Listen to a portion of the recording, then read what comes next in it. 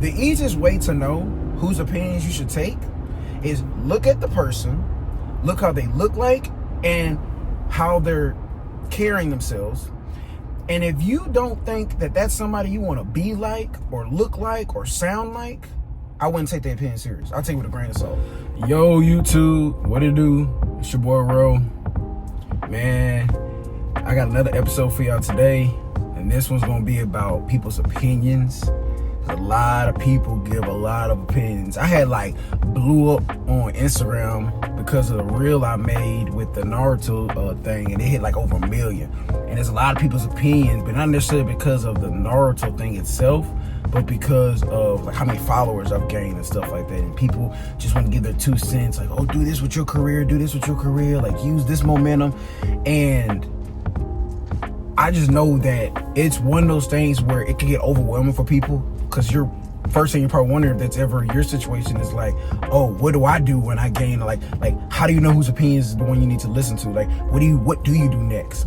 And for the most part, I know what I'm doing because I have goals, and it's if it doesn't align with my goals, and it's I'm not even gonna hear for it. But opinions are good, it's advice. Sometimes it's unsolicited, but it's advice on hey, what you could or couldn't do that you may or may not have known about. But I'm gonna say this: the easiest way to know whose opinions you should take is look at the person, look how they look like, and how they're carrying themselves. And if you don't think that that's somebody you want to be like or look like or sound like, I wouldn't take their opinion serious. I'll take it with a grain of salt. And the reason I say you take it with a grain of salt is because their opinions is why they look like that. If you think about it, let's say you're a really, really optimistic person. Let's say you're a weightlifter and you want to go to the gym and you want to lose 30 pounds in 2 months, and you're really motivated. You want to go every day, track your macros, do everything. And you tell one of your friends, and your friend is pessimistic about the gym, and they're big. You know what I'm saying? They're not skinny, they're big. And they're sitting there saying, no, you can't do it. You can't do it. You can't do it. I wouldn't listen to them. Not because they're just pessimistic, but because, do you want to look like them? Whatever opinion they have got them to look the way they look. And that's how I am with a lot of things. So, for example, when I'm doing something with my career and I see so many different books to read or people, speakeasies and stuff like that, if I'm looking at this person and I'm yeah, I would take his opinion serious. Because of the way they look, the way they carry themselves. You would want to, I ain't gonna say be just like them, but you can see yourself saying, I can take something from what they do because it clearly works. I like looking at what, I like the way they look. And when it comes to opinions, first of all, 90% of people on the internet is not real, but 95% of the people on the internet that comment under my post, that say a brace of things, that say you can't do this or this is dumb, they don't look nothing like me. I know they're probably some lazy guck, behind the camera just saying whatever because that's all they could get out of the day because no one else gives them attention. I don't take the internet serious. Matter of fact, I respond back to all of them, and if I'm really good, I'll give 3 or 4 comments back and forth just to drive engagement. That's free engagement when someone wants to argue with me, and I'll do it because I know at the end of the day, you don't affect my day, you don't affect my pockets. All you're doing is helping my algorithm. There was a quote by one of my favorite rappers of all time, Curtis Jackson, aka 50 Cent, where he said there's 3 types of people. There's people that love you, neutral, and they can't stand you and they hate you. And the thing is, whenever you're trying to get a business or your publicity up or etc., there's only 2 types of people that care about you the most. People that love you, people that hate you. People that are neutral don't care. They'll sit there and let you say whatever, and they're just I don't care he exists. It doesn't matter to me. But then you got the people who love you. Obviously, those are the ones that support you. Those are the ones that, talk about you the most to everybody else. And they're just oh, they're da-da-da-da-da. Okay, cool. The ones that hate you talk about you just as much too. Because they can't stand you. They can't stand the fact that you're successful. They can't stand the fact that you're doing something that they can't do. So they're the ones that's talking the most to everyone else. That's still publicity. Whenever someone gives a dislike on YouTube, on any of my videos or your videos, if you have a YouTube page, YouTube doesn't understand that that's a dislike, and that just means that someone doesn't like your video. They just understand it as it's an engagement, so they'll still keep pushing your video. So the more dislikes you get, that's still engagement. They're still gonna push it, because a dislike, you have to do something to dislike it. 3 different things. hate you, I mean, to dislike is you're not neutral and you don't like them, so you still get engagement. They took the time out their day to tell you what it, like, I've had some comments under that Naruto reel, which I guess was kind of jagged. I purposely did it because I wanted people to engage. I said, oh, you know, Naruto's the best anime with the best life experiences. To me, prove me wrong. And there's a lot of people that try to prove me wrong. Regardless if they're right or wrong, because it's just an opinion, there's nothing factual about it. You help my post. You help my post.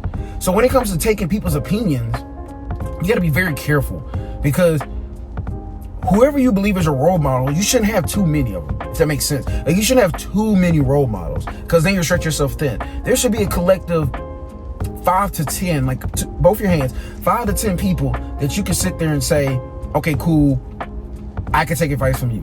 Whether it be your parents, a celebrity, etc., etc. Like 5 to 10 people.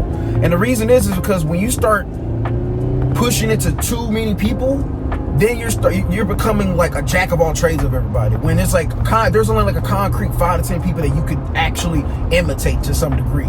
Because success is not that hard.